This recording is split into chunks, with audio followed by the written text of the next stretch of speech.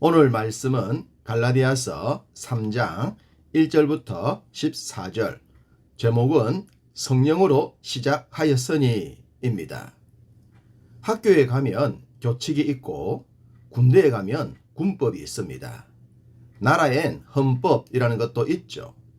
각 가정에도 가훈이라는 것이 있고 지켜야 할 법들이 나름 있습니다. 학교나 군대처럼 세부적이지는 않더라도 나름의 기준이 있겠죠. 가령 밥을 먹을 때는 핸드폰을 사용할 수 없다는 것, 집에서 나가고 들어올 땐 반드시 부모님께 인사를 해야 한다는 것. 요즘은 많이 달라졌겠지만 이전엔 저녁 10시 전에 집에 들어와야 한다는 것, 믿는 가정에선 용돈을 받더라도 11조를 내야 한다는 것 등등의 다양한 기준들이 있을 수 있습니다. 여러분의 생각에 법은 대충이면 좋겠습니까? 아니면 아주 세밀하고 세부적이면 좋겠습니까? 당연히 후자겠죠. 가령 어떤 사회적 문제가 터졌을 때 국가의 법이 아주 상세하여서 우리들에게 실제적인 도움이 될 수 있다면 좋지 않겠습니까? 도움을 받으려고 해도 세부적인 조항이 없어서 도움을 받지 못한다면 그 법이 우리에게 무슨 유익이 되겠습니까? 그러니 법이란 구체적으로 우리가 어려움을 당했을 때 도움이 되어야 좋은 법이라고 할 수 있을 겁니다. 그렇다면 성경의 법도 동일하겠죠. 성경엔 많은 법이 등장합니다. 단순하게 읽기만 하고 듣기만 해도 은혜가 되는 말씀도 있지만 정확하게 알아야만 도움이 되는 법들도 있죠. 로마서나 갈라디아서는 법에 대한 말씀입니다. 말씀드렸듯이 법은 잘 알 때 우리에게 큰 도움이 됩니다. 어떤 분들은 지금까지 신앙생활 하면서 성경의 법을 거의 몰랐지만 아무런 문제가 없었다라고 하실 수도 있습니다. 그러나 사탄은 그렇게 생각하지 않습니다. 공중에 권세 잡은 사탄은 교묘하게 우리들을 불행의 길로 이끌기 때문에 영적인 법을 잘 알고 있어야만 그 불행의 구렁텅이에 빠지지 않게 됩니다. 바울은 갈라디아 교회 교인들을 향해 본문에서 이렇게 외칩니다. 어리석도다 갈라디아 사람들아 라고 말입니다. 법을 몰라 손해를 보게 되면 이런 말을 듣게 되지 않겠습니까? 그런데 처음부터 몰랐다면 어느 정도 이해가 되겠지만 이미 알고 있음에도 불구하고 억울한 일을 당했다면 핑계하지 못할 겁니다. 갈라디아 교회 성도들이 그러했습니다.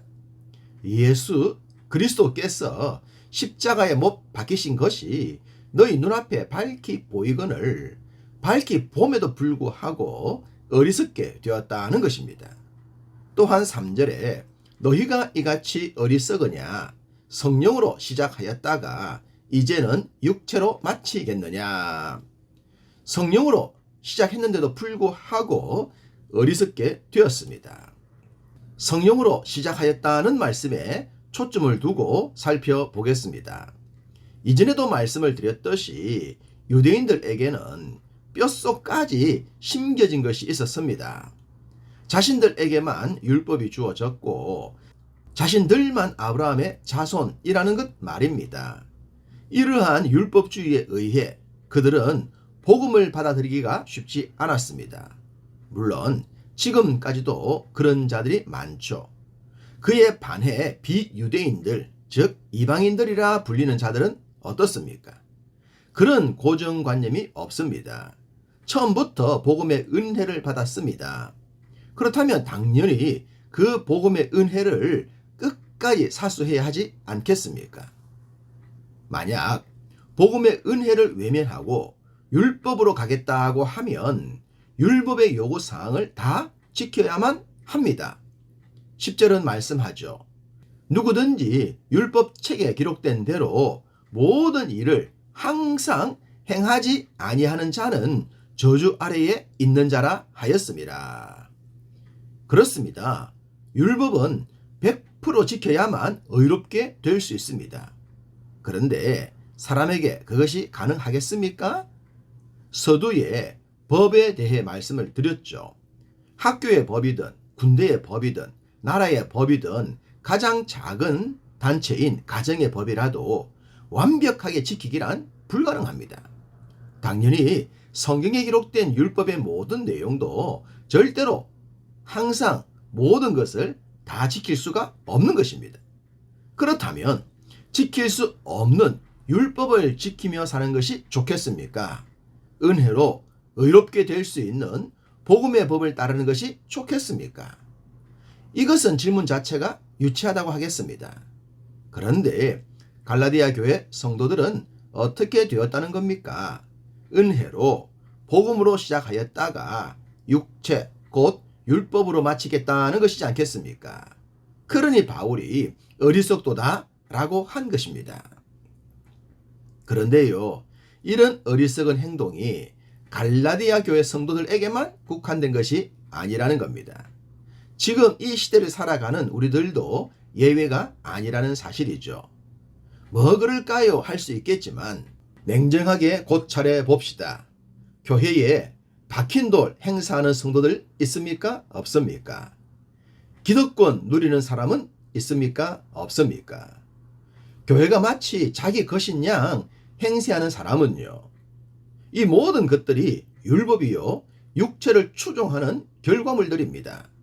하나님 보시기에 지극히 어리석은 행동들이죠. 만약 교회를 오랫동안 섬기게 된 것이 은혜임을 안다면 기득권을 누리거나 박힌 돌 행세하지 않을 겁니다. 은혜를 모르니 율법이 되어서 남들도 힘들게 하고 자신들도 힘들게 살고 교회도 어렵게 하는 것입니다. 12절에 율법을 행하는 자는 그 가운데서 산다고 하셨습니다. 하나님 앞에 완전할 수도 없는 율법적 행위가 마치 믿음 좋은 것인 양 착각하는 삶에 빠지지 않아야 하는 것입니다. 바울은 성령으로 시작하였으니 성령으로 끝까지 살아야 한다고 강조합니다. 믿습니까? 우리는 그렇게 살아야 합니다. 그럼 그렇게 살기 위해선 우리의 노력도 필요하지 않겠습니까? 은혜가 그저 주어진 선물이라면 믿음 안에서 바른 길을 끝까지 지키며 살아가는 것은 우리의 몫입니다. 그것까지도 하나님께 핑계대지 않아야 할 것입니다. 9절 그러므로 믿음으로 말미암은 자는 믿음이 있는 아브라함과 함께 복을 받느니라. 아브라함이 어떤 복을 받았습니까? 믿음으로 의롭게 되는 복을 받았죠. 그래서 믿음의 조상이 되었습니다. 시행착오가 있었지만 평생 주의 말씀에 순종하는 삶을 살았습니다. 그래서 아브라함, 이삭, 야곱으로 이어지는 복도 받았습니다. 또한 많은 재물의 은혜도 입었습니다. 하나님께 받은 복을 멋지게 흘려보내는 삶도 살았죠. 이런 삶이 바로 우리가 추구하는 삶인 줄 믿습니다. 14절엔 아브라함의 복이 이방인에게 미쳤다고 합니다. 이것입니다. 우리가 믿음으로 복을 받아 우리로 인해 다른 사람들도 복을 받도록 하는 것 말입니다. 이런 삶 사시기를 소망합니다.